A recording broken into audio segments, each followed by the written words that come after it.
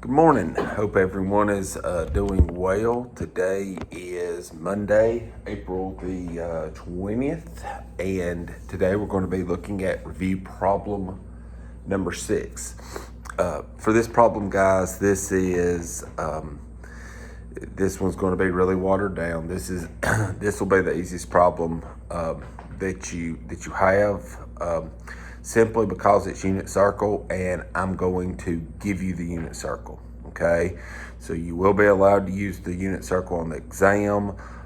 That's not something that we would necessarily be allowed to do, but I'm going to make an exception, obviously, with the circumstances of the time and not being at school, not being able to really sit down and go through it in great detail to show you kind of how to learn it and some tricks to remember it and how it works out. So I will give you the unit circle. You can do a quick Google search of it. I will also attach a link for you to make sure that you understand.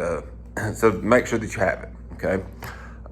When it comes test time, I don't know, maybe we can make copies, maybe we can distribute copies somehow. I'm not real sure about that, okay?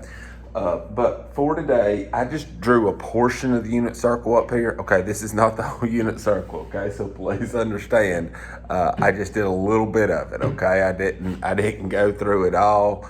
I just simply touched on a few of the basics and said, okay, we'll look at pi over 4, 3 pi over 4, 5 pi over 4, 7 pi over 4. 45 degrees, so all that. All right, we didn't look at all the detail, but you'll have a copy of the detailed unit circle, and you've seen this before anyways. Okay, this is not new. So what it's asking us to do today is find the exact value. Anytime it says find the exact value, guys, it's not wanting a decimal. That's going to be answers like square root of 3 over 2 or something like that. It will be something that's a little bit, you'll get a fraction type answer, okay? It'll be square root over 2, the square root of 2 over 2, or 1/2 or 1. You can get 1 or 0 as answers, but generally speaking, it's going to be a fraction type answer, okay? Like I said, not going to go through a ton of detail here. This is just looking at the graph, looking at the unit circle and doing it that way. So for this week, we will probably, I'll probably go ahead and give you 3 days of work this week as well. So we'll do Monday, Wednesday, Friday. Simply that way we can do, this is example 6 or review problem 6, 7, and 8. So we'll hopefully do those 3 this week. And that'll get us really close to what we need to do. Hopefully next week we can wrap it up and maybe start like a little review, but these are all review problems, okay? So let me look at the first problem, the only problem, and make sure that you kind of see what we got here, okay? It says, and I apologize, it says find the exact value, and for this it's sine of 5 pi over 4. Okay, remember, I've got this written down, and I didn't write down everything because again, we've seen this, and I want you to think a little bit. Sine is represented by the y value. Cosine is represented by the x value. Tangent is represented by y over x. Okay? So remember, when it's tangent, you're going to take the y value and divide it by the x value. And sometimes that's a little bit trickier, okay?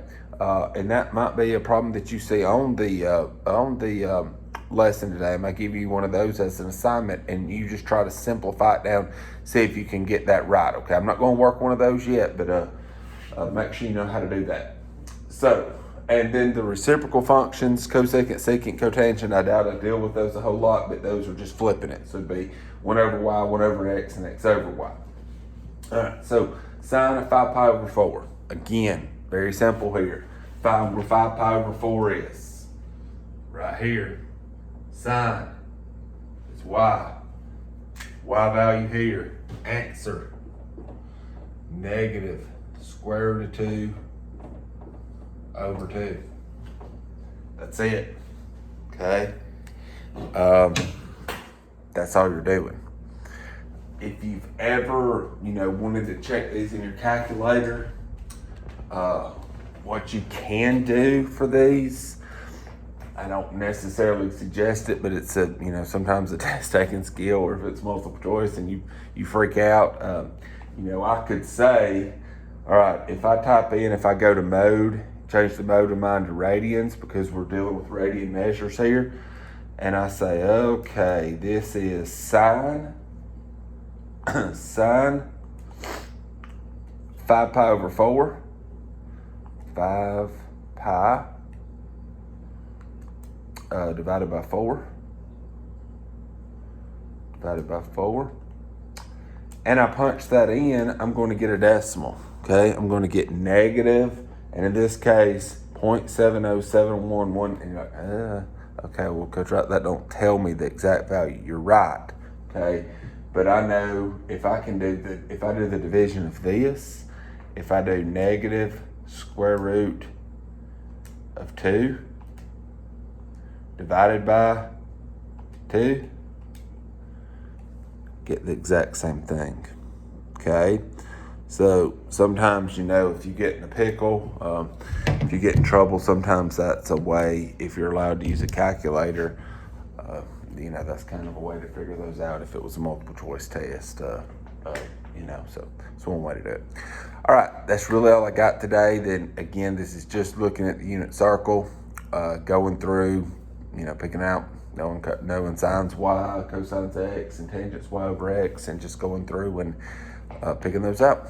Like I said, I hope everybody has a great day, and I will see you next time.